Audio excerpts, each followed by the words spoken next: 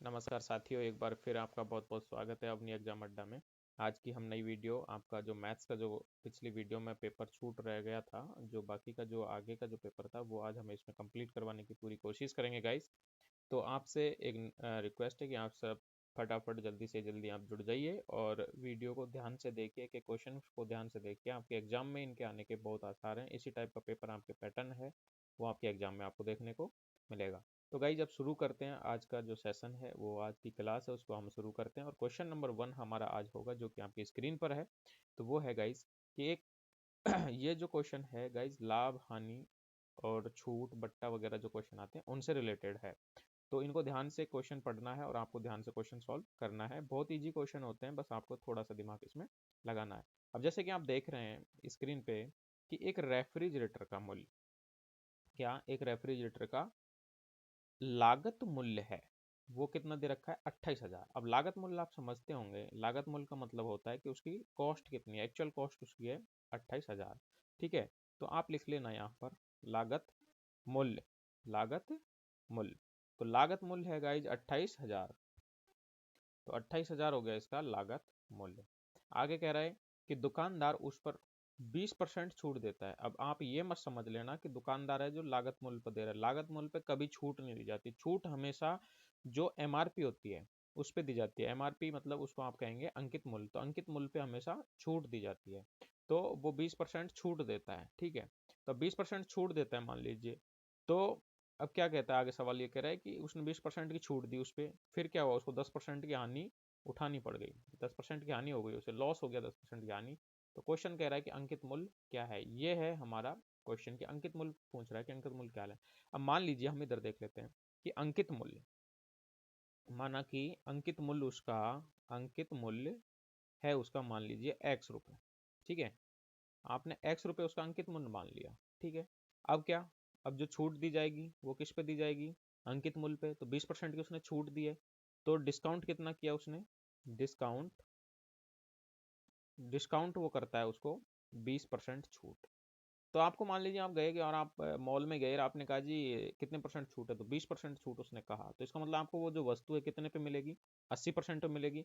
इसका मतलब उसकी जो 80% कैसे निकालेंगे? जो एमआरपी है, तो ये आपकी एमआरपी हो गई एक्स, अंकित मूल्य, उस पर 20% की छूट। इसका मतलब अब आप कितना पे करने वाले हैं? 80% पे करने वाले हैं, तो 80/100 आप इतना ही उसमें पे करेंगे।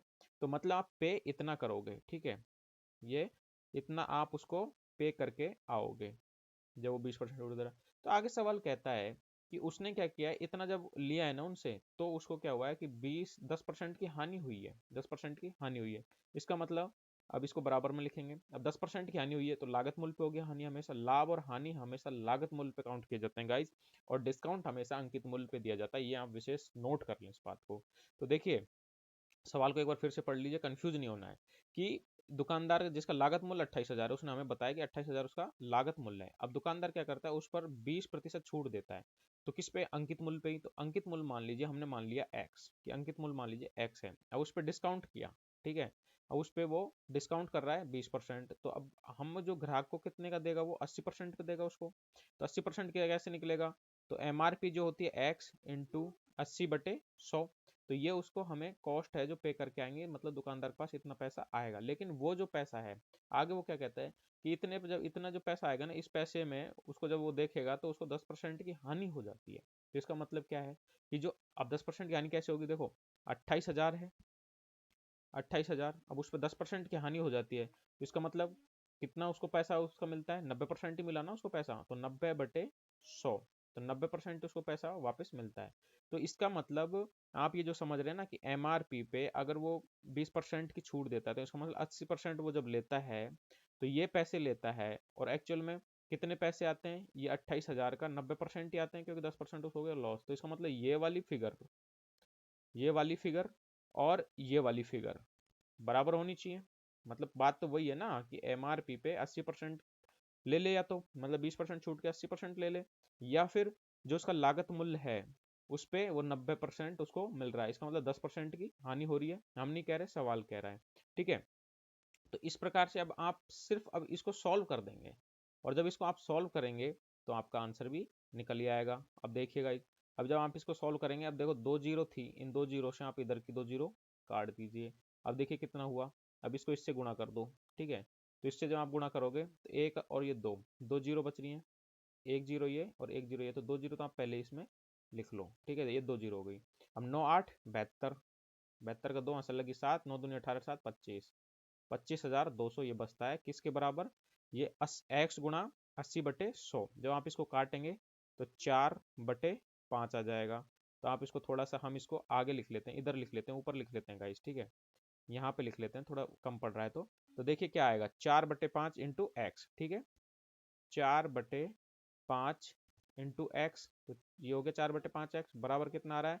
25,200। कितना आ रहा है? 25,200। अब बस आपको इसको काटा पीटी करनी है और सवाल का आंसर भी आपका आ जाना है, ठीक है।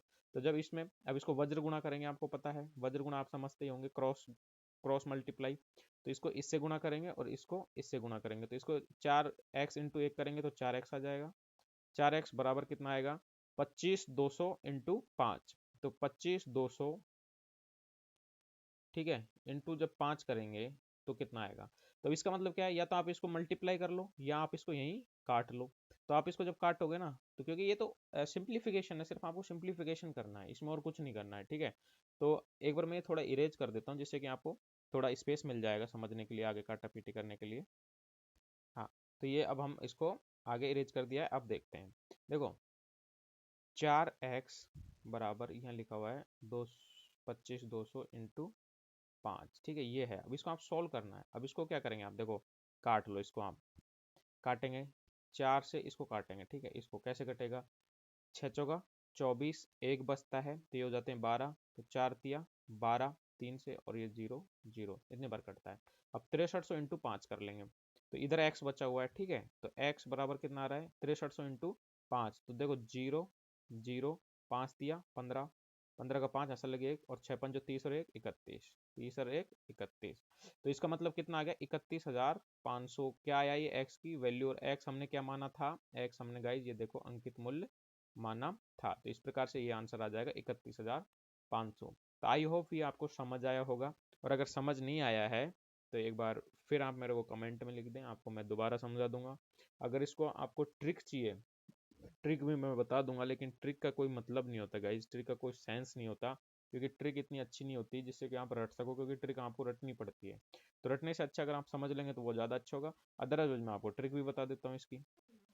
तो गाइज इस प्रकार से अगर आपको ट्रिक चाहिए तो ट्रिक मैं इसकी बता देता हूँ। जैसे अंकित मूल्य ज्ञात करना है ना, अंकित मूल्य, तो देखिए अंकित मूल्य बराबर होता है, और इस टाइप के सवाल में ये लगेगी, मैं पहले बता देता हूँ। इस टाइप का कोई भी सवाल होगा जिसमें हानि या लाभ दे रखा होगा, छूट दे रखी होगी, और लागत मूल्य दे रखा होगा या कुछ दे रखा होगा, उसमें ये लग जाएगा। तो अंकित मूल्य बराबर देखिए, अंकित मूल्य बराबर आप देखेंगे 100, या मैं लिखूंगा प्लस माइनस लाभ या हानि, ठीक है। अब आप समझ जाएंगे, लाभ में तो होता है प्लस और हानि में होता है माइनस, ठीक है, माइनस का निशान लगता है। प्लस माइनस लाभ हानि बटे 100 माइनस छूट, मतलब डिस्काउंट, कितना डिस्काउंट उस पर दिया है वो, इनटू, एक सेकंड ये थोड़ा बड़ा हो रहा है जिसको थोड़ा छोटा कर लेते हैं हम, ठीक है। तो छूट, इधर इसको खिसका लेते हैं, छूट इनटू, हाँ एक सेकंड, इनटू, इनटू करेंगे आप इसको कॉस्ट प्राइस, जो लागत मूल्य है उससे, ठीक है, लागत मूल्य से, लागत मूल्य से, ठीक है। अब ये सूत्र है, अगर आपको रट्टा मारना है तो इसको रट्टा मार लो, ठीक है। अब ये इस टाइप के जो सवाल आएंगे जिसमें अंकित मूल्य दे रखा हो और छूट दे रखी हो या लागत मूल्य दे रखी हो या जो भी कुछ दे रखा होगा, उसमें ये सब में चलेगा। तो अंकित मूल्य पूछ रहा है ना, तो अब देखिए आप इसको, अब मैं थोड़ा सा इसको थोड़ा जूम, हाँ कम कर लेता हूँ, ठीक है। तो अब आप देखिए इसको, हाँ अब आप इसको सॉल्व करेंगे इससे, तो डायरेक्ट सॉल्व हो जाएगा, कोई इशू नहीं है। देखिए कैसे नहीं है, देखिए। अब ये लिख रहा है अंकित मूल्य ज्ञात करना है, तो अंकित मूल्य यहाँ पूछ रहा है आपसे, तो अंकित मूल्य बराबर 100। अभी आप कर रहे हैं ना प्लस माइनस लाभ या हानि, तो इसमें तो क्या हानि कर रहा है ना, तो माइनस करेंगे आप, तो माइनस का निशान लगाएंगे 10 बटे 100 माइनस छूट। अब छूट कितनी दे रहा है? 20% की, तो ये 100 माइनस छूट 20 इंटू लागत मूल्य कितना है? 28,000, तो 28,000, ठीक है। अब आप देखेंगे 100 माइनस 10 मतलब 90, 100 माइनस 20 बराबर 80, और इंटू 28,000, ठीक है। 28,000। अब देखिए आप काटा पीटी कर लेंगे, वो आपकी अब टेंशन है। अब देखिए इसको आप काटेंगे 8 को, तो यहाँ अब इसको काटेंगे 8 दिया 24, 3 बार 4 बच गया, 4 40 हो गया, तो 8 40 और 2 जीरो बच गई। अब ये यहाँ बच गया 9, तो इसको आप 3500 को 9 से गुणा करेंगे तो वही आ जाएगा आपका 9 पंजो 45, फसल लगी 4, 9 तिया 27 और 4 31 और डबल जीरो। ये सॉल्यूशन तो आपको करने ही पड़ेंगे गुणा भाग तो इस तरीके से तुरंत आ जाएगा। तो इसकी आपको ट्रिक रख लो या फिर आप वैसे इसको दिमाग में बिठा लो, ये आपकी दोनों मर्जी है, दोनों तरीके से आपको सवाल मैंने बता दिया है। अब अगले क्वेश्चन पे चलते हैं गाइस। नेक्स्ट क्वेश्चन है ये जो आपकी स्क्रीन पे रहा, तो ये नेक्स्ट क्वेश्चन है, इसको बहुत तरीके से ढंग से पढ़ना पड़ेगा। तो कल मैंने क्या किया था, बीच में छोड़ छोड़ के बताए थे क्योंकि वो थोड़े छोटे क्वेश्चन थे, आज थोड़े बड़े क्वेश्चन है। लेकिन आज का जो रिव्यू आपने देखा होगा उसमें इस टाइप के क्वेश्चन भी उसने बताया कि इस टाइप के क्वेश्चन आ रहे हैं, थोड़ा पेपर लेवल का आ रहा है, इसलिए ये लेवल के हम क्वेश्चन आपको लेके आए हैं। तो देखिए ये क्वेश्चन अब हम सॉल्व करते हैं। देखिए दोस्तों, अब सवाल क्या कह रहा है कि किसी कार्य को ए 10 दिन में कर सकता है। ठीक है, तो ए कितने दिन में कर सकता है, किसी कार्य को कोई भी काम होगा तो उसको 10 दिन में कर सकता है, तो वो ए कर सकता है 10 दिन में। और उसी कार्य को बी कितने दिन में कर सकता है, 20 दिन में। ठीक है, तो बी कितने दिन में कर पाएगा उसको, 20 दिन में। तो गाइस जिस तरीके से बी कितने दिन में काम करेगा, 20 दिन में। तो आगे देखिए अब क्या कह रहा है कि वे दोनों एक साथ कार्य करना प्रारंभ करते हैं, किंतु 5 दिन के बाद ए है वो कार्य छोड़ देता है, ए काम छोड़ देता है। तो फिर जो शेष काम जो बचता है वो बी कितने दिन में करता है। तो आप इस क्वेश्चन में सबसे पहले देखिए क्या है। सबसे पहले है कि वो दोनों एक साथ काम करते हैं, लेकिन 5 दिन बाद ए काम छोड़ देता है। इसका मतलब ए और बी दोनों मिलकर कितने दिन काम किया है, सिर्फ 5 दिन काम किया है। तो देखिए अब 5 दिन में कितना काम कर दिया ये देख लेते हैं हम। तो देखिए दोनों ने, ए ने कितना करेगा 5 दिन में, वो किसी काम को 10 दिन में करता है तो एक दिन में करता है 1/10 काम। ठीक है, कोई भी काम होता है उसका एक दिन में एक हिस्सा ही पूरा होगा ना उसका, जितने दिन में करेगा तो 1/10वां हिस्सा पूरा हो जाएगा, और बी का हो जाएगा 1/20वां हिस्सा पूरा। ठीक है, एक दिन में। तो जब ए एक दिन में 1/10 काम करता है तो 5 दिन में करेगा 5/10। ठीक है, तो आप ऐसे काम निकालेंगे तो ए एक दिन में कितना कर देगा, ये ए लिख लेते हैं हम, इधर हम बी का काम देखेंगे। तो ए कितना, 5 दिन के बाद ए चला जाता है ना, तो 5 दिन तक तो ए और बी ने साथ साथ काम किया, तो दोनों मिलकर 5 दिन में कितना काम कर दे, देखो ए तो कर देगा 5/10 काम। ठीक है, प्लस बी कितना कर देगा 5 दिन में, अपने जो भी क्षमता होती है उस हिसाब से, तो बी करेगा 5/20 काम। ठीक है, इतना इन्होंने काम कर दिया। अब हम देखते हैं कि टोटल कितना काम हो गया 5 दिन में। सबसे पहले तो हम ये निकाल लेते हैं। तो आप देखेंगे तो 20 इसका लघुत्तम लेंगे, आप एलसीएम लेंगे, 10 दूना 20, 10 दूना 20, 2, तो इसको करेंगे 2 से मल्टीप्लाई, तो 5 दूनी 10, तो ये तो आ गया 10, प्लस 20 एकम 20, इसको 1 से करेंगे तो 5, तो मतलब कितना हो गया, 10 और 5 15, मतलब 15/20 काम उन्होंने 5 दिन में निपटा दिया है। अब इसको आप काट लीजिए, थोड़ा काटा पीटी भी कर लीजिए। काटा पीटी करेंगे तो देखो 5 से कट गया 3 बार और 5 से कट गया 4 बार, इसका मतलब 3/4 काम जो है वो टोटल हो चुका है। और पूरा काम कितना होता है, पूरा काम एक होता है, कोई भी काम है वो 1 यूनिट होती है, उसका 3/4 हिस्सा हो गया है। तो अब देखेंगे आप शेष काम कितना बचा, शेष काम देखिए, तो शेष काम कितना बचता है, टोटल काम होता है एक, उसमें से 3/4 काम हो चुका है। तो अब शेष काम कितना बचा, तो आप इसका एलसीएम ले लेंगे, 4 आएगा, तो यह 1/1 होता है, तो 4 एकम 4, तो 4 माइनस 4 एकम 4 तो 1, तो इसको 3 से गुणा करेंगे 3, तो ये 4 में से 3 गए तो 1, तो 1/4 ये इस तरीके से बचता है। अब आपको शॉर्ट ट्रिक ये बता देता हूँ कि जब आपको इस टाइप से निकालना हो, जब आपको निकालना हो 1 माइनस 3/4 अगर आपको निकालना हो, तो ये एलसीएम वेलसीएम लेने की जरूरत नहीं है, सीधा करो 4 एकम 4, 4 एकम 4 माइनस 3, तो 4 में से 3 गया तो 1 बचता है, और जो नीचे जो है उसको लिख दो इस टाइप के सवालों में। तो 1/4 काम शेष रह जाता है, शेष काम कितना रह जाता है, 1/4 काम। अब 1/4 काम जो शेष रह गया उसको करेगा कौन, बी। ठीक है, तो उसको बी को ही वो काम करना है, तो अब बी उसको कितने दिन में कर देगा, और ये सवाल में यही पूछा है जो शेष कार्य है, शेष कार्य कितना बचा है, 1/4, उसको बी कितने दिन में करेगा। तो देखिए वो पूरे को करता है 20 दिन में, है ना, तो एक काम को वो 20 दिन में करता है, तो 1/4 कितना करेगा, तो 1/4 इंटू 20 कर देंगे हम। ठीक है, क्योंकि उसका 1/4 हिस्सा ही तो बचा है, तो 20, तो उसको काटेंगे अब हम, 4 से कट गए 5 बार, तो इसका मतलब वो कितने दिन में कर देगा, 5 दिन में। तो आपको समझ आ गया होगा, तो 5 दिन में गाइज उसको कर देगा। तो मेरे ख्याल से मैंने जो पूरा डिटेल इसको बताया, तो आपको कोई दिक्कत नहीं होनी चाहिए। पूरा फुल मेथड मैं आपको बता रहा हूँ, फिर भी एक बार रिवाइज में कर देता हूँ। जैसे सवाल में कह रहा है कि किसी कार्य को ए 10 दिन में करता है। जिनको समझ नहीं आया है वो रिवाइज कर लें, जिनको आ गया है वो थोड़ा स्किप करके वीडियो में अगले क्वेश्चन पर चले जाएं। ठीक है, तो जैसे ए 10 दिन में कर सकता है, तो ए हमने लिख लिया 10 दिन में कर सकता है। बी उसी काम को कर सकता है 20 में, मतलब बी थोड़ा हल्का है, वो उसको काम डबल करने लगता है। अब ये दोनों एक साथ मिलकर करते हैं। अगर आपको क्वेश्चन में मान लीजिए ये कह देता कि ए किसी काम को 10 दिन में करता है और बी उसी काम को 20 दिन में करता है, तो बताओ दोनों मिलकर कितने दिन में करेंगे। ये भी हो सकता था ना कि दोनों मिलकर उसको कितने दिन में करेंगे। तो दोनों मिलकर कितने देंगे, तो उसमें आपको पता है एक ही ट्रिक, एक ही वो कैसे मेथड से होता है, 1/10 प्लस 1/20 आप करते और दोनों का एलसीएम लेते तो 20 आता। तो 2 एकम 2 प्लस 1 और 1 से 1 2, तो बराबर 3/20। अब ये 3/20 है, तो अगर दिनों में निकालना है तो इसको हमेशा उल्टा करना होता है, ये आपने सही पढ़ा ही होगा। तो 20/3 दिन में इसको कर देते, तो मतलब 6×3 = 18 और 3 को जाएगा 6 बार, 6 से 2/3 दिन में, ये अगर दोनों मिलकर करते तो ये ऐसे होता। लेकिन अब क्या कह रहा है, देखो ये इतना है, अब ये कह रहा है दोनों साथ काम करते हैं, लेकिन 5 दिन के बाद ए छोड़ देता है काम को। तो इसका मतलब क्या है, इन दोनों ने 5 दिन किया, इसने भी 5 दिन तो किया ही था।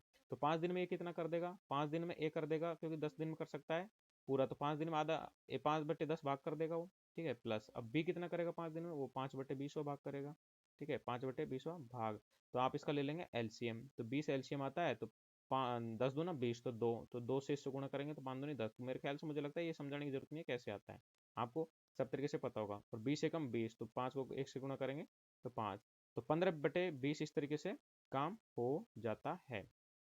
ठीक है, अब काम बच रहा है कितना, तो आप यहाँ से भी निकाल सकते हैं, इसको ऐसे भी निकाल सकते हैं, आपको माइनस प्लस करने की ज़्यादा जरूरत नहीं है। देखिए, अब ये टोटल काम मान लीजिए 20 यूनिट थी, उसमें से 15 यूनिट काम हो गया, तो इसका मतलब कितनी यूनिट बचेंगे, 5 यूनिट, कितने में से 20 में से, तो इतना काम बचा हुआ है। अब इसी को काट लो ना, अब ज़्यादा काटा फांसी की जरूरत कहाँ पड़ रही है। इधर जैसे ये था शेष काम निकालने की जरूरत नहीं थी, यहाँ स्किप मत कर दो इसको। तो देखो 5 से कट गया 1 बार, बटे 5 से कट गया 4 बार, तो 1/4 काम ये आपका बच जाता है। ठीक है, जब 1/4 काम ये बच गया आपका, तब अब कह रहा है कि बी कितने दिन में कर देगा, और बी की क्षमता है कि वो 20 दिन में पूरा काम कर सकता है एक।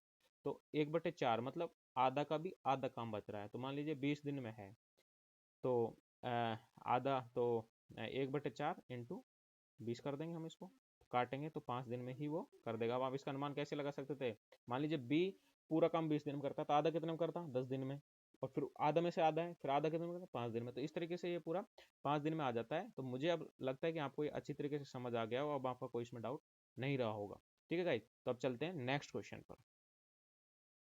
अगला क्वेश्चन गाइज ये रहा आपकी स्क्रीन पर। तो देखिए गाइज, ये कह रहा है कि 84 किलोमीटर यात्रा करने के बाद, 84 किलोमीटर यात्रा करने के बाद रघुवीर ने यह पाया कि यदि वह 5 किलोमीटर प्रति घंटा की गति अधिक से यात्रा करता तो उसे 5 घंटे कम लगते। मान लीजिए उसने कोई भी स्पीड से वो यात्रा कर रहा था, लेकिन अगर वो 5 किलोमीटर प्रति घंटा की स्पीड और बढ़ा लेता ना, तो उसको 5 घंटे कम लगते। तो बताओ उसने वास्तव में किस गति से यात्रा की। देखिए, अभी सवाल को हमें क्या होता है, हम सवाल को, जो भी कोई सवाल करते हैं उनको हम कई तरीके से उनको कर सकते हैं। वो कैसे कर सकते हैं, एक तरीका तो ये होता है कि आप उसको करो तो एक तो डायरेक्ट ऑप्शन से भी कर सकते हो, अगर जहाँ पे लगता है कि ऑप्शन से करने का तो वहाँ भी कर सकते हो। अगर मेथड से करोगे तो बहुत बड़ा है, तो मैं आपको दोनों तरीके बता देता हूँ। तो पहले मैं आपको बताऊंगा मेथड का, और दूसरे में बताऊंगा कि ऑप्शन से आप सवाल को कैसे करें। ठीक है, तो अब देखिए, तो अब 84 किलोमीटर की यात्रा करी, ये तो फिक्स है। अब वो कह रहा है कि वास्तव में किस गति से करी, तो देखिए मान लीजिए कि उसने करी होगी एक्स गति से, माना उसने करी थी एक्स किलोमीटर प्रति घंटा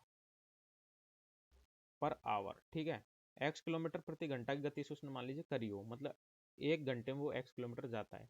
तो बताइए 84 किलोमीटर की कितनी, तो 84 किलोमीटर में कुल कितना समय लगेगा, 84 किलोमीटर करने में कुल समय, तो कुल समय लगेगा 84 किलोमीटर में, उसको 84 में भाग दे देंगे हम एक्स का, जो भी गति होगी उसका, तो ये आ जाएंगे कितने घंटे। ठीक है, तो इसको इसमें कुल समय लग गया इतना। ठीक है, अब सवाल आगे क्या कहता है, अब आगे आप जब देखेंगे तो सवाल कह रहा है कि यदि वे 5 किलोमीटर प्रति घंटा की गति अधिक कर लेता, मान लीजिए वो 5 किलोमीटर पर आवर प्रति घंटा बढ़ा देता, मान लीजिए उसकी गति कितनी थी एक्स, और उसमें मान लीजिए वो 5 की और वृद्धि कर देता, तब उसकी स्पीड ये हो जाती, तब उसे कितना टाइम लगता, तब उसे कितना टाइम लगता, 84 किलोमीटर थी, उसमें आप भाग देंगे एक्स प्लस 5 का, तब उसे इतना टाइम लगता। ठीक है, तब उसे इतना टाइम लगता है। तो आगे वो क्या कहता है सवाल, आगे सवाल में ये कह रहा है वो कि अगर इस स्पीड से चलता है ना तो जो समय जो लग रहा है, तो इन समय में अब ये भी समय है, ये समय है x किलोमीटर की स्पीड से।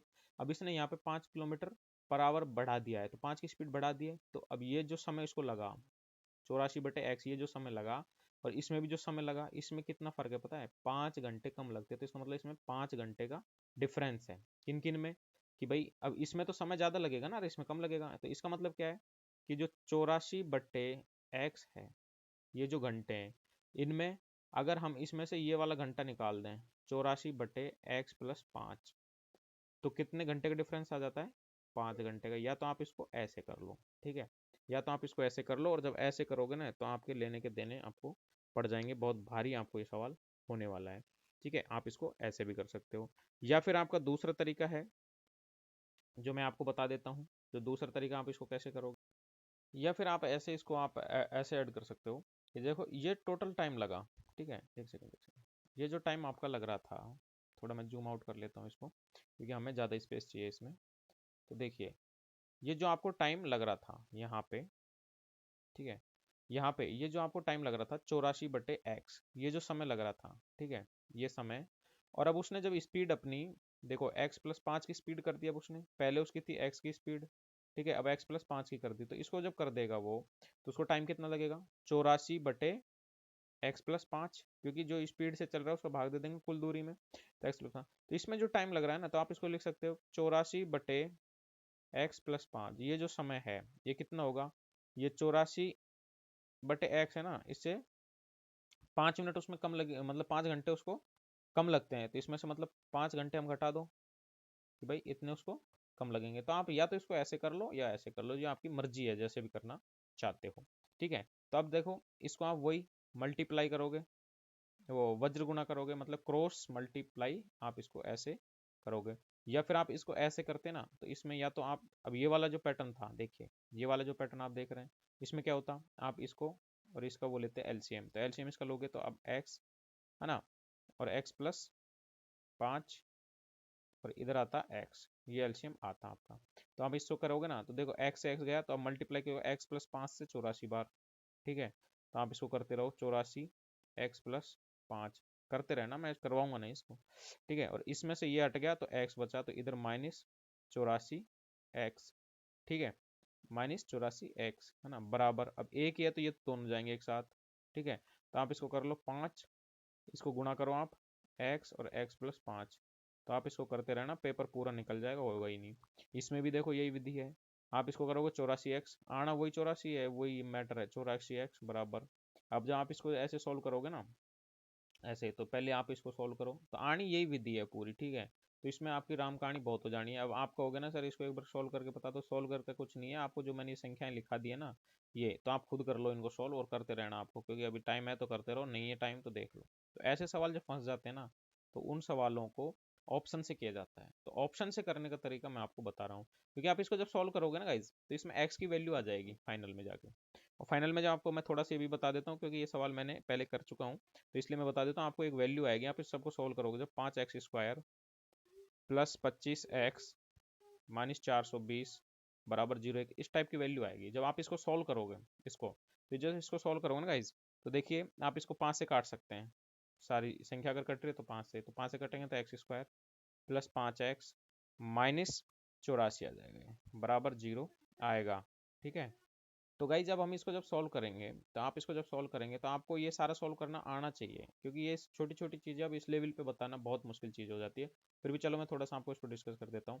तो जैसे x² 5x -84 बराबर 0 है ना, तो आप देखिए x², यहाँ लिख लेते हैं इसको, x² +5x -84 बराबर 0। अब इसको आप सोल्व करोगे ना, तो ऐसे इसके वो करो कि ये प्लस का 5 आ जाए, तो आप इसको जब करोगे ना, आप कर लेना x² +12x माइनस, ये माइनस का 84 गुणा करने पर 84 हो जाए और जोड़ने पर 5 हो जाए, तो इसका करेंगे 12x और 7x। ठीक है, तो 12x में से 7x जाएंगे तो 5 प्लस के बच जाएंगे, और 12 × 7 करेंगे तो 84 हो जाएंगे। तो ठीक है, ये आप ऐसे करेंगे -84 बराबर 0। ठीक है, अब एक तो ये आ गया और एक ये आ गया। अब आप इसमें से निकालेंगे x में, इसको x कॉमन लेंगे, तो x +12 आपका इसमें बचता है।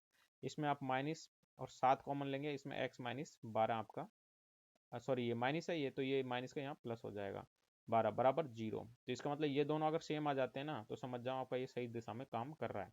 तो देखिए x, ये -7, ये एक ब्रैकेट में बंद हो जाता है, पेन दूसरे कलर का ले लेते हैं, और ये x प्लस 12 ये बराबर 0 हो जाता है। तो इसका मतलब क्या है, अब ये दो वैल्यू आ गई, इसका मतलब ये हुआ कि x -7 बराबर 0 है और x प्लस 12 बराबर भी 0 है। तो अब आप क्या करते हैं, इसमें देते हैं तो x -7 बराबर 0, तो 0 ये के बराबर, ये -7 इधर जाएगा तो x बराबर कितना आ जाएगा 7, और इधर जब ये 12 जाएगा तो x बराबर क्या आ जाएगा -12। तो हमेशा क्या है कि -12 में आंसर होता नहीं है, इसलिए -12 वाला तो आंसर है नहीं, ठीक है। तो ये वाला आंसर तो गाइस होगा नहीं। तो आंसर क्या होगा, x बराबर 7। तो आपका x बराबर 7 जो हमने माना था यहाँ पे कि पर किलोमीटर आवर होगी, तो ये 7 इसका आंसर आ जाता है। लेकिन अब आपको ऐसे करने में तो देखो आपको कितना रामायण हो गया और आपको समझ में भी नहीं आएगा, आप इरिटेट हो गए होंगे इतनी इसको समझने में। ये था मेथड। अब आपको मैं एग्जाम के पॉइंट ऑफ व्यू से बता देता हूँ कि इसको शॉर्ट ट्रिक से कैसे करें, मतलब ऑप्शन से कैसे करें। शॉर्ट ट्रिक क्या, ऑप्शन होगा इसमें। तो आपको गाइस इसमें मैं ऑप्शन बताता हूँ, देखिए। तो चलो ऑप्शन देखते हैं, मैं पहले इसको डिलीट कर देता हूँ। तो गाइस देखिए, ऑप्शन से मैं करना आपको सिखाता हूँ कि ऑप्शन से कैसे करें, ठीक है। शुरू करते हैं। अब ऑप्शन से देखो कैसे करोगे आप। अब देखो, टोटल 84 किलोमीटर यात्रा करिए, 84 किलोमीटर यात्रा, ठीक है। अब देखो, अगर मान लीजिए वो कह रहा है कि यात्रा करता है 5 किलोमीटर प्रति घंटा की अगर स्पीड बढ़ा देता है ना तो उसको 5 घंटे कम लगते हैं, तो बताओ वास्तव में कितने की। अब मान लीजिए वास्तव पूछ रहा था, तो वास्तव वाली दे रखेंगे ऑप्शन, एक इनमें से वास्तव वाली है, तो हम ऑप्शन चेक करेंगे। मान लीजिए पहला ऑप्शन करते हैं कि 5 किलोमीटर प्रति घंटा की मान लीजिए उसने करी है, तो टाइम कितना लगेगा उसको, जब 84/5 करेंगे आप तो इतना टाइम लगेगा उसको। तो देखिए 16×5 = 80, तो 80, तो 16 सही 4/5 ही आ जाता है, तो मतलब 16 घंटे और 5 ये हो जाते हैं। अब वो कहता है कि मान लीजिए 5 घंटे 5 की स्पीड उसने बढ़ा दी, तो मतलब 5 की स्पीड बढ़ाएगा, अगर 5 की स्पीड चल रहा था और 5 की स्पीड बढ़ाएगा तो मतलब 10 की स्पीड से हो जाएगा, और 10 की स्पीड से जब हो जाएगा तो कितना टाइम लगेगा, तो 84 में 10 का भाग देंगे आप, तो 8.4 लगेगा, ठीक है। और ये 16 पॉइंट कुछ आ रहा था, तो मतलब 8 घंटे का ऑलमोस्ट डिफरेंस आ रहा है, जब वो कह रहे हैं 5 घंटे कम लग रहे हैं, तो इसका मतलब ये ऑप्शन तो है नहीं, ठीक है। ये ऑप्शन नहीं है। अब अगला ऑप्शन देखते हैं, ऐसे करेंगे ये फटाफट हो जाएगा, आपको टेंशन लेने की जरूरत नहीं है। अब जैसे 6 घंटे के हिसाब से चलता है, मान लीजिए वो शुरू में चल रहा था 6 घंटे के हिसाब से, तो बताओ कितना टाइम लगेगा। तो शुरू में उसको लगता था 84 का 6, 6 से करोगे जब 14×6 = 84, तो इसका मतलब 14 घंटे लग रहे थे शुरू में। अब मान लीजिए वो अपनी गति बढ़ा देता है, कह रहा है कि 5 किलोमीटर पर आवर बढ़ा देता है, तो इसका मतलब 11 की स्पीड हो जाएगी, 6 और 5 = 11। अब 84 में 11 का भाग देंगे, तो अब देखिए कितना आएगा, 11×7 = 77 और 11×8 = 88, तो ऑलमोस्ट 7.5 घंटे आएंगे। तो 7.5 घंटे, तो कह रहे हैं 5 किलोमीटर 5 घंटे कम लगते हैं, तो 14 में से 5 जाते तो 9 बचते, तो ये तो 7.5 लग रहे हैं, इसका मतलब ये भी ऑप्शन नहीं है, तो ये भी ऑप्शन नहीं है गाइज। अब अगला देखते हैं 7 किलोमीटर प्रति आवर। जैसे 7 किलोमीटर के हिसाब से चला, तो मैं देखें यहाँ कर देता हूँ, तो 84 में 7 का भाग देंगे तो कितना लगेंगे उसको, 12 घंटे लगते हैं, ठीक है।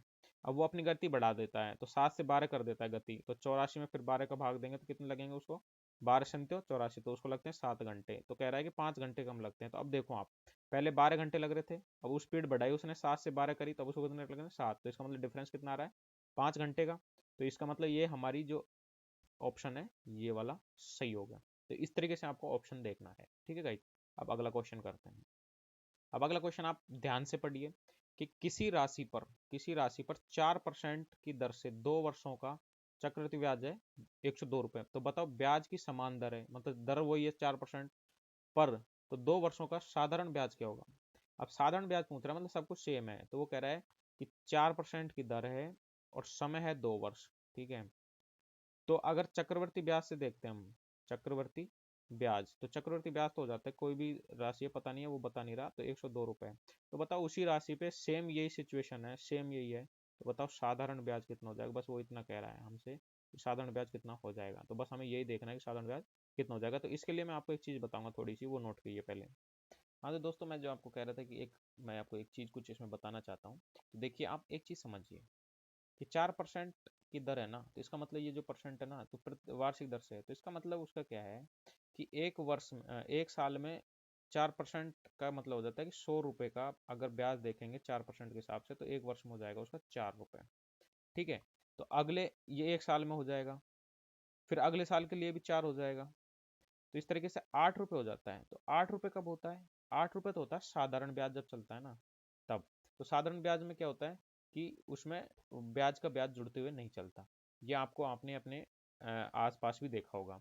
और जो चक्रवृद्धि ब्याज है उसमें क्या होता है कि जैसे शुरू के साल में ये हुआ 4 रुपये ब्याज, तो उसमें क्या करते हैं अगली साल जब चलता है, जो वार्षिक होती है, तो अगली साल उसका 104 का एक साल पूरे होते ही 100 रुपये का 104 रुपये बन जाता है। फिर ये मूलधन बन जाता है चक्रवर्ती ब्याज में, और फिर इसके ऊपर वो जो दोबारा से इसके ऊपर 4% लगता है।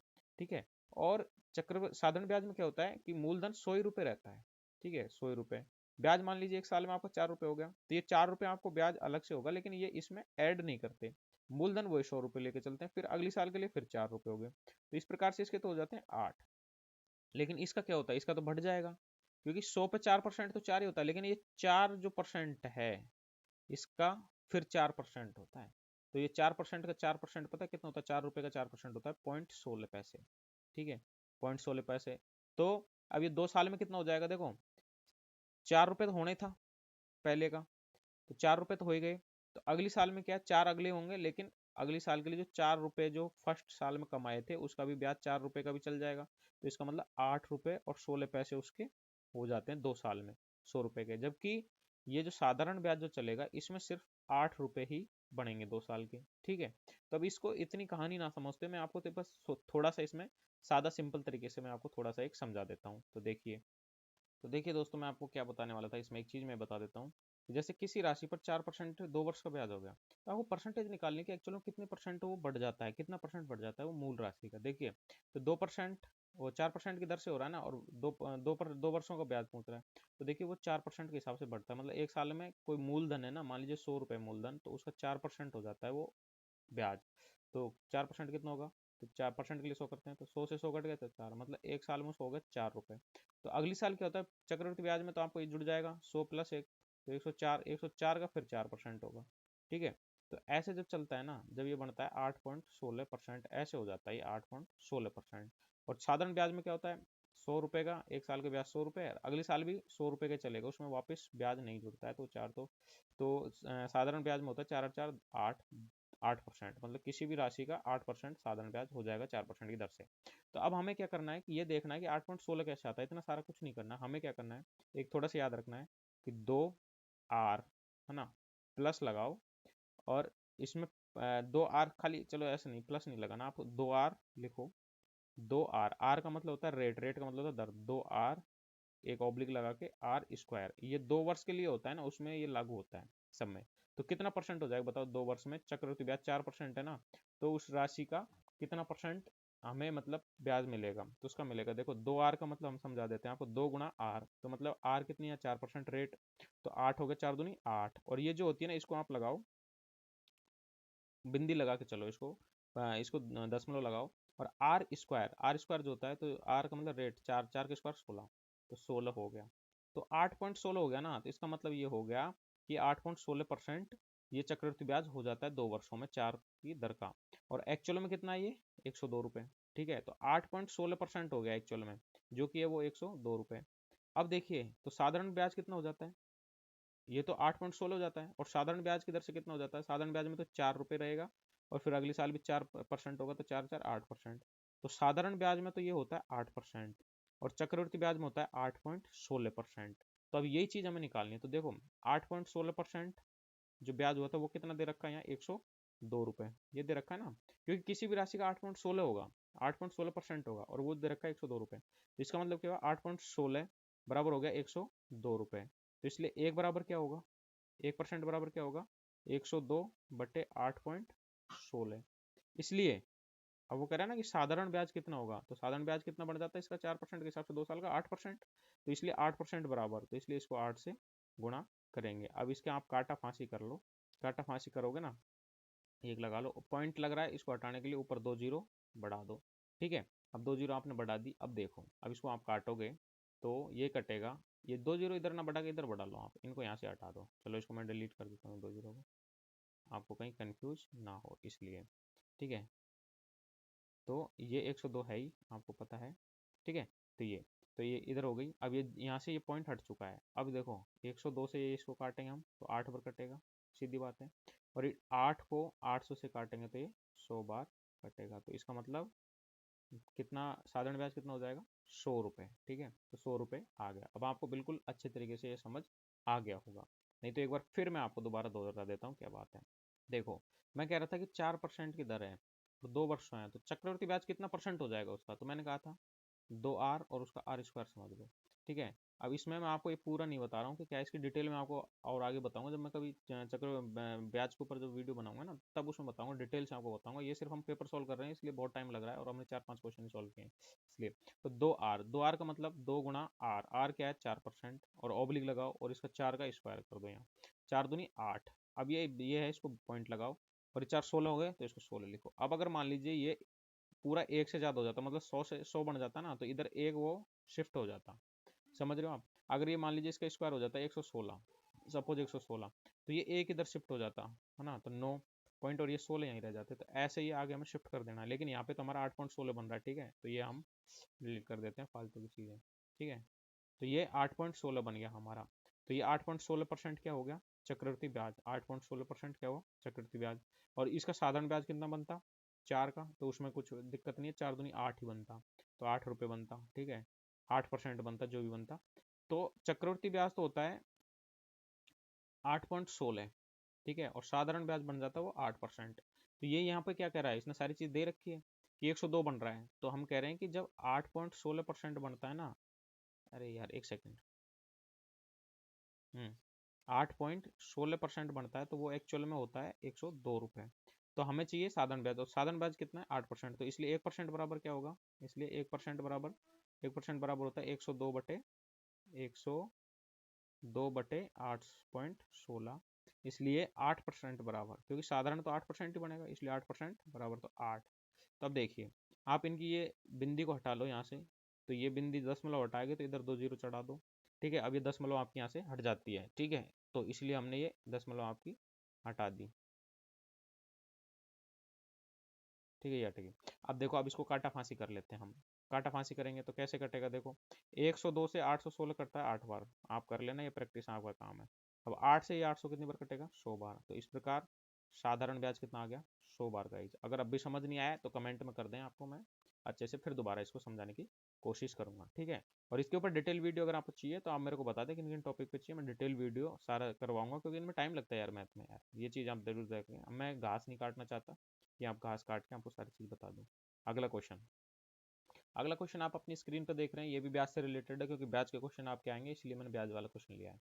कि देखिए, ये कह रहा है कि एक राशि साधारण ब्याज की किसी दर पर 4 वर्षों में, 4 वर्षों के लिए रखी गई, साधारण ब्याज से रखी गई कोई राशि 4 वर्षों के लिए, यदि उसे 3% अधिक पर रखा जाता, मान लीजिए कोई भी परसेंट रखे, लेकिन अगर उसे 3% अधिक रखते ना, तो ब्याज भी हमें इतना ज़्यादा मिलता। ठीक है, तो अब इसमें सबसे सीधा है, इसमें सबसे, तो गाइज आपको इसमें, तो गाइज आप देखिए, इसमें आपको एक क्लियर एक चीज मैं बता देता हूँ जो क्या है। देखिए, अब वो कह रहा है कि 4 वर्षों के लिए रखी गई, अब उसने क्या है, उसको 3% बढ़ाया है, सिर्फ 3% बढ़ाया है। तो 3% बढ़ाने का मतलब क्या है, जितना परसेंट बढ़ाया उतना ब्याज बढ़ जाएगा उसका। तो ये क्या रखे, 3% बढ़ाया और ब्याज भी 1440 बढ़ गया। इसका मतलब क्या बता रहे हैं हम, कि अगर 3% की अगर रेट ही होती ना, तो 1440 रुपये ब्याज बढ़ता उसका, सीधी सी बात यह है। तो 3% बढ़ा रहा है, तो 3% में इतना बढ़ रहा है, तो इसका मतलब अगर 3% पे होता तो इतने बढ़ जाता, तब हमें कोई दिक्कत ही नहीं है।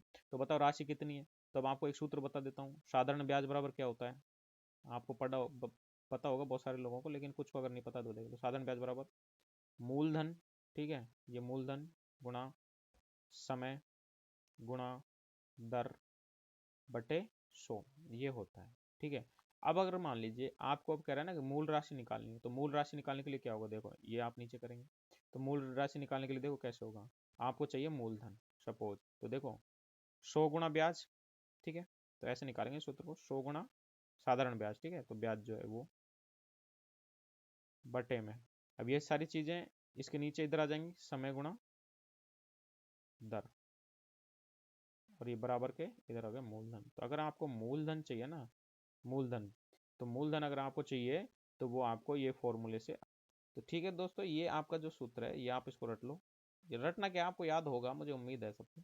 ये एक सूत्र है। अब इसी सूत्र से आपके जो साधारण ब्याज के इसमें है जो निकल जाएगा। अब देखो, अब इसमें क्या कह रहा है, इसमें ये कह रहा है कि मूल राशि निकालनी है। अब हमारे पास देखो परसेंटेज भी है, और हमारे पास ब्याज भी है, और हमारे पास समय भी है। समय कितना दे रखा है, 4 वर्ष। ठीक है, हमारे पास समय भी है 4 वर्ष। अब आप इसमें सारी चीज़ें रखो। 100 गुणा ब्याज, तो 100 गुणा ब्याज, ब्याज कितना है 1440 बटे समय कितना है 4 वर्ष और दर कितनी है 3%। बस इसको आपको सोल्व करना है। देखो 4 तिया 12, ये बन जाता है 12 और 12 से इसको काटेंगे तो 12 12, क्योंकि 12 का स्क्वायर 144 होता है तो ये 12 पर कट गया और ये 0।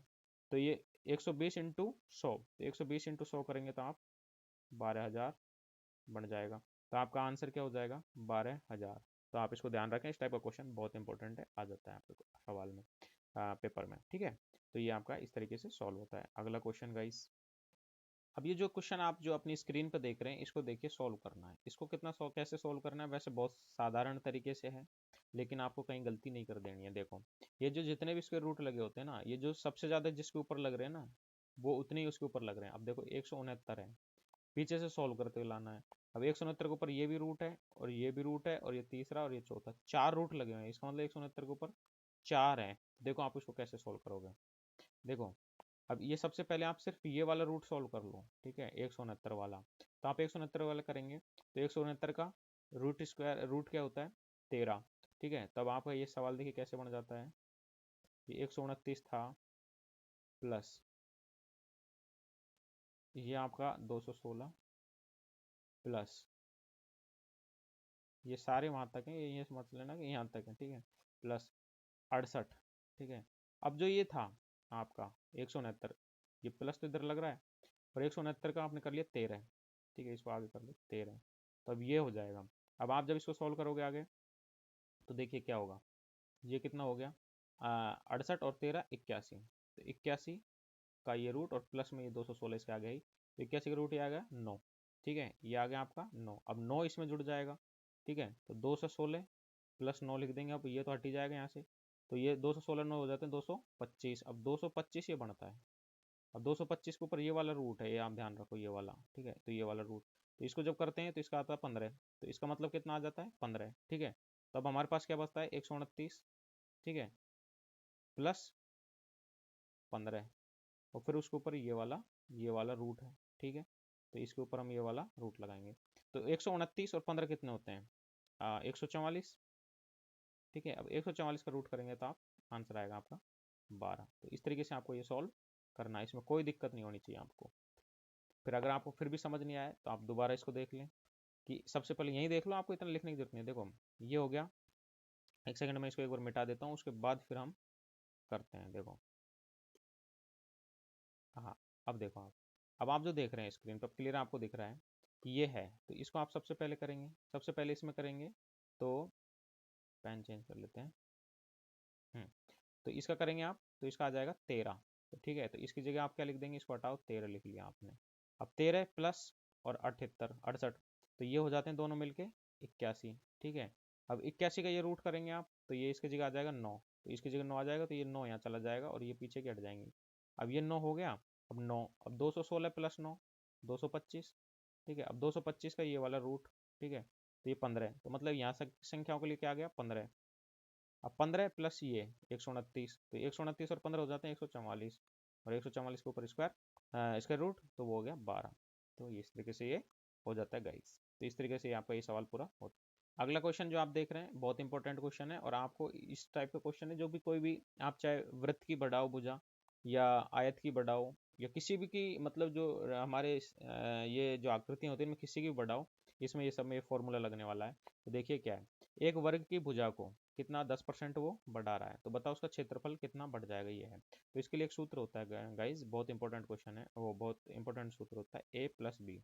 तो मतलब ए यहाँ पे एक भुजा और बी दूसरी भुजा, कोई सी भी बढ़ाओ। और वर्ग में क्या होता है, वर्ग में तो सारी भुजा समान होती है ना, तो एक एक बढ़ाएंगे, तो ये भी एक्स है तो ये भी एक्स होगी, आमने सामने की ये भी एक्स और ये भी एक्स, तो इसलिए करेगा एक भुजा बढ़ाओ, तो मतलब सभी बढ़ जाएंगे वो, तो वर्ग अगर है तो अगर वर्ग नहीं है तो उसमें अब जैसे ये होता आयत, तो एक मान लीजिए x है तो दूसरी y भी हो सकती थी, तो इसलिए हमने सूत्र है a plus B plus minus A into B बटे 100।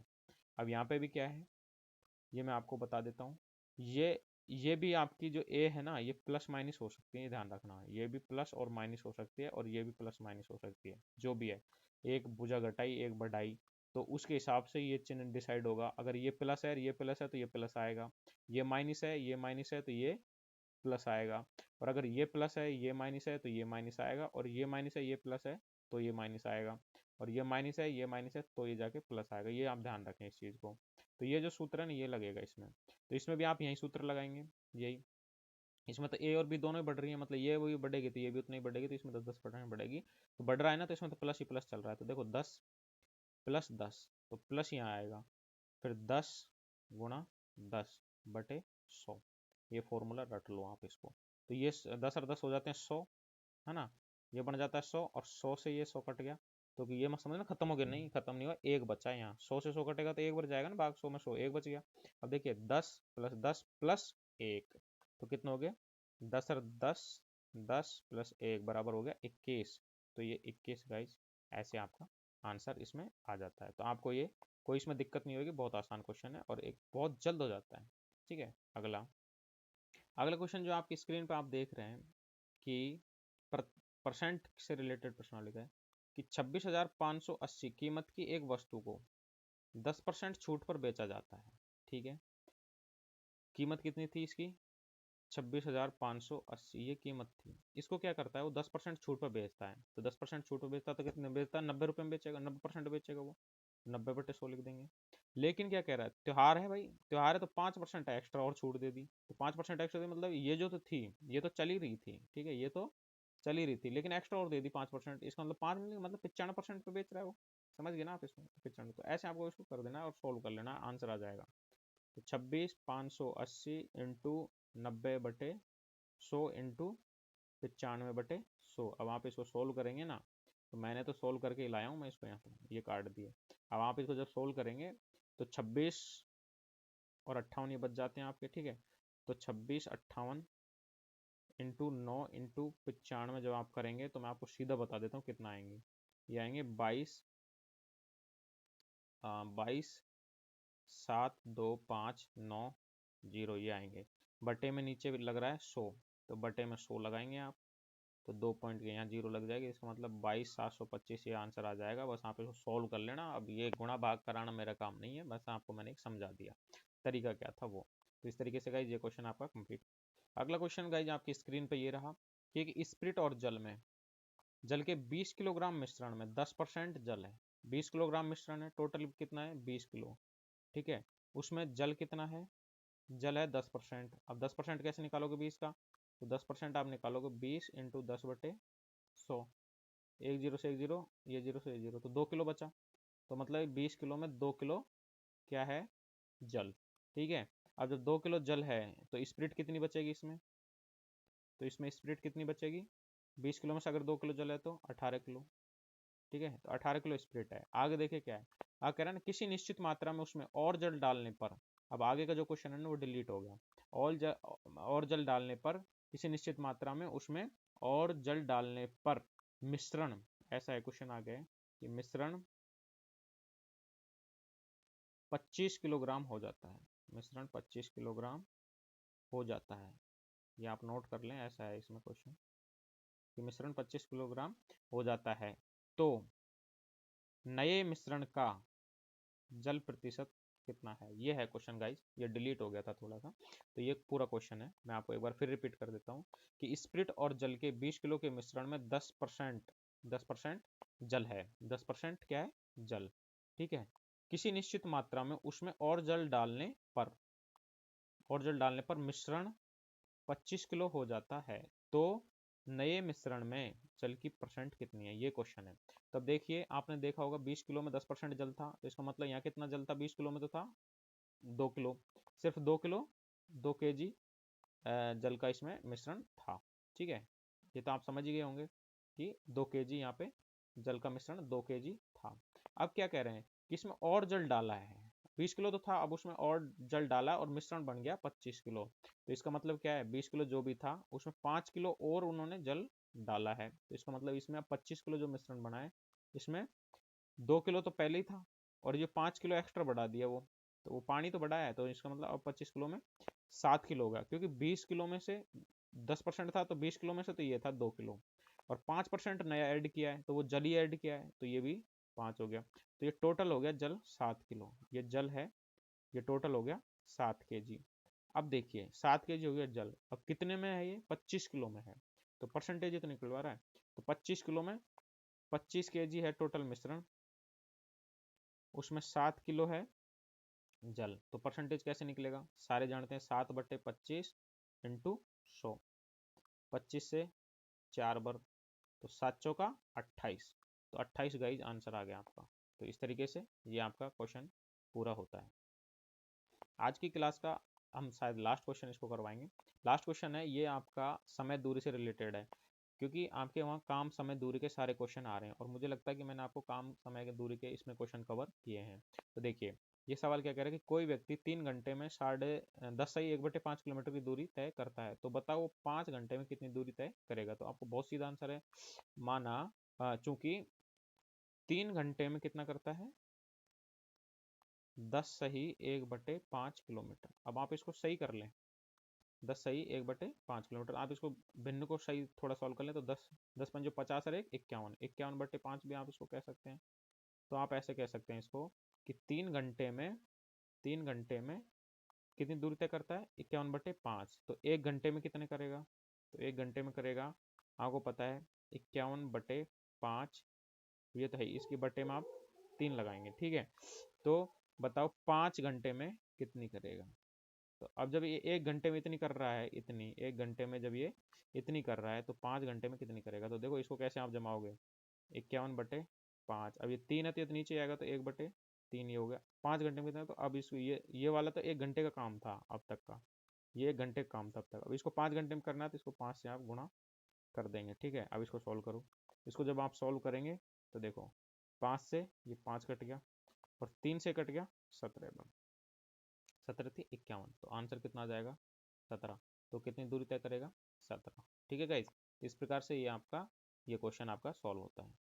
गाइज मैं चाहता हूँ कि आपको अगर बोर नहीं हो रहा हो तो मैं आपके फ़ायदे के लिए मैं और क्वेश्चन कराना चाहता हूँ, तो मैं आपको, क्योंकि अगला वीडियो बनाना पड़ेगा फिर आप देखोगे, तो इससे अच्छा कि मैं इसी में आपको करवा देता हूँ। और क्वेश्चन है 2-3 क्वेश्चन और हैं, वो मैं और करवा देता हूँ, जब फिर ये लगभग आपका बहुत अच्छा एक सिलेबस कंप्लीट हो जाएगा। ये थोड़ा स्टैंडर्ड का क्वेश्चन है जो आप देख रहे हैं, क्योंकि आपका सिलेबस लेवल थोड़ा ठीक ठाक आ रहा है, ठीक है। तो अब इसको आप देखिए, अब कह रहा है कि ए और बी एक कार्य को 720 में करने की जिम्मेदारी लेते हैं, तो 720 रुपये में, ठीक है, 720 रुपये में करने की जिम्मेदारी वो लेते हैं।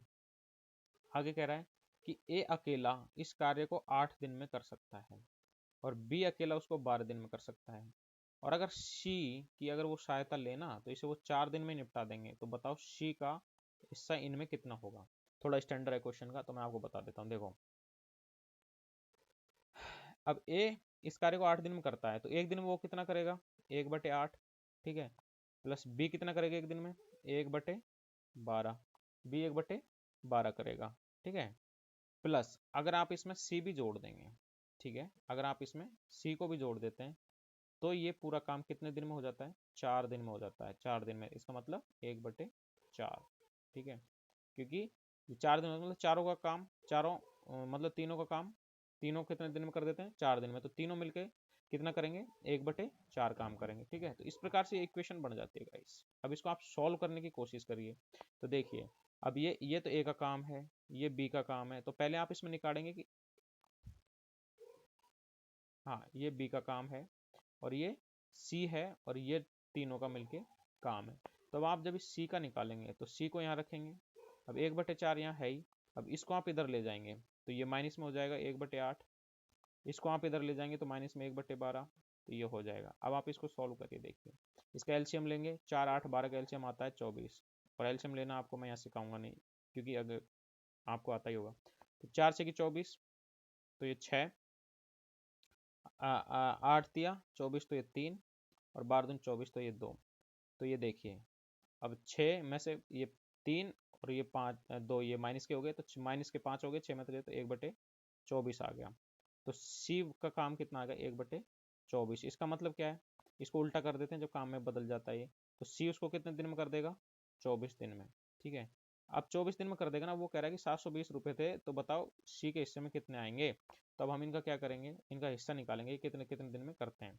तो देखिए 1/8 ए करता है, अनुपात लगाओ, 1/12 में बी करता है, और सी करता है 1/4, 24 में, मतलब वो एक दिन में ये इतना काम कर देता है, हम अनुपात लगाएंगे, एक दिन में ये इतना काम कर देता है, बी एक दिन में 1/12 कर देता है, और सी एक दिन में 1/24, मतलब सबसे गधा कौन है, 24, वो सी।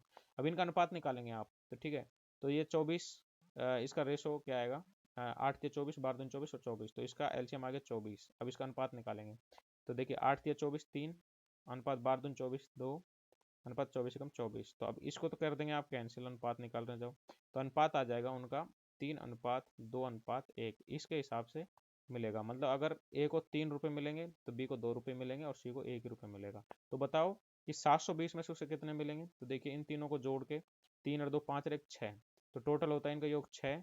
तो हिस्सा कितना होगा, अगर 6 होता है तो उसमें हिस्सा 1 होगा सी का, तो 1/6 हिस्सा होता है, तो 720 में से कितना होगा, तो 720।